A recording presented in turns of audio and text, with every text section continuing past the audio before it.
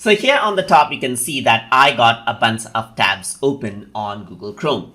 If I want to manage them out easily, then I can group them out. So in order to do that, I need to select multiple tabs by holding Shift on my keyboard and by clicking it with mouse at the same time so that you can see that 3 of these tabs are selected. Then what I can do is I can right click, and here you can see that I have an option called Add Tabs to New Group.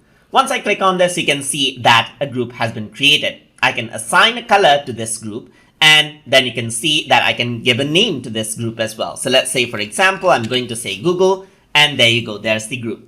I can click on this to minimize the group or click on it again to maximize the group. I can click and drag this out and then keep this within the group as well, as you can see. Click and drag it inside and it belongs to the group.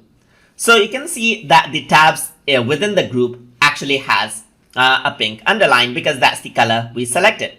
I can right click and choose another color, and you can see that I get the same color of the underline to represent that that tab is part of that group.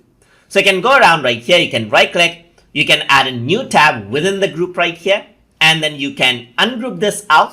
You can see that it hasn't been ungrouped. So I'm going to right click and make a new group again. And you can also close the group so all of the tabs in the group gets closed out.